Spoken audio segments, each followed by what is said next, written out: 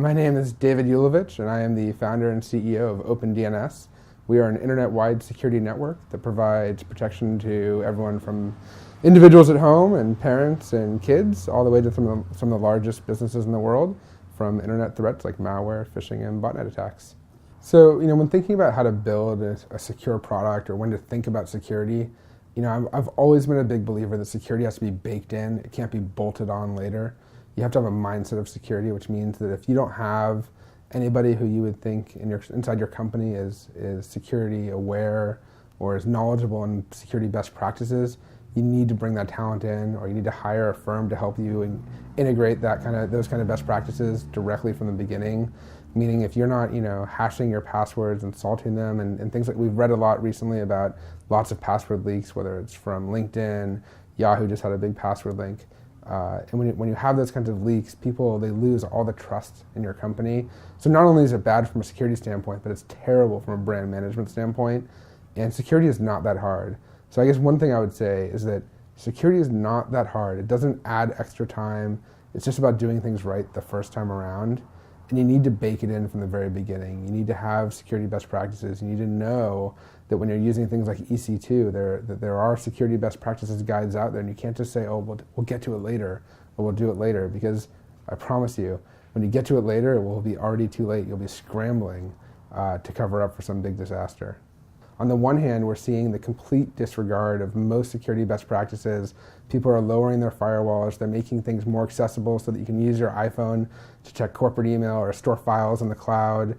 DLP solutions, which are supposed to prevent you from leaking sensitive data from your enterprise, are often being disregarded or circumvented. So you may have this complex security appliance inside your network, but when your workers out in the field, they're at SFO, they're on the Wi-Fi, and they're using Google Apps for email, they're using Dropbox for their file storage, they're using Salesforce in the cloud, then your data loss prevention appliance that you just paid $500,000 for isn't going to do anything because nobody's ever connecting back to your headquarters.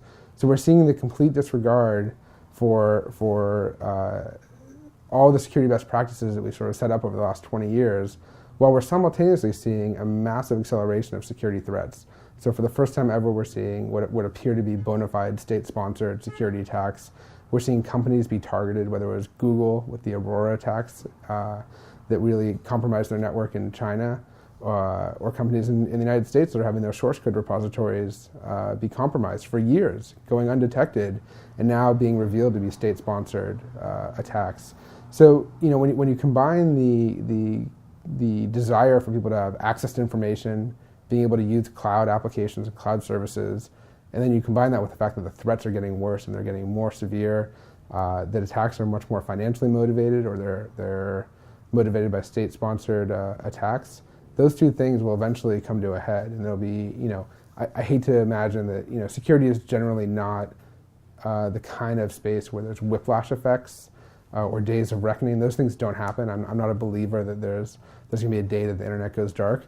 But I do think that there'll be serious consequences, right? People's notions of privacy are changing, and what they share online is changing, but eventually they're going to come to a point where they realize that they've put out so much information, or companies have lowered their guard to such a degree that it'll be difficult to reestablish those barriers.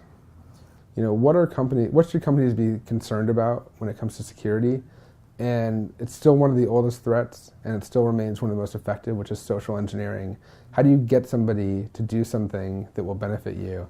And companies are often seeing that you can call up, access often gets disseminated at various degrees inside of a company. And so if your customer support rep has the ability to change somebody's account permissions, or has the ability to accept attachments from a customer and then open those attachments inside the corporate network, people are seeing more often that those vectors are being abused to get a foothold inside of networks. So an example would be when RSA was recently compromised.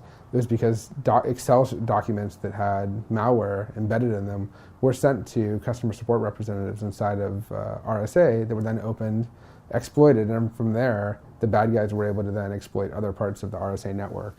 And so social engineering is a very difficult threat to combat. So you have to train people not to open attachments from untrusted sources, but there's also security tools you can use. You can sandbox software and things of that sort, but those things are very, very difficult to prevent against. More often than not, security practitioners and IT professionals, they get distracted by a lot of noise. And so the goal in security is, how do you eliminate the noise and focus on what really matters, and how do you advance the state of the art or advance the objectives of your company. And so I think that one thing that's easier today than it ever has been, if you're willing to put them in place, is to raise the bar for security. And there's a way to do that without trading off user experience and user performance. Generally, security has been deployed where the concerns of the user have always been disregarded. But one of the nice things about mobility and the fact that people are bringing their own devices around is that security vendors have to take into consideration what the user experience will be. Because if it's poor, users will just route around it. They'll forward everything to a Gmail account. They'll use Dropbox. They'll use all these services that make their ability to do their work easier. But I think there is a way to raise the bar for security without having to sacrifice the ability to use those services.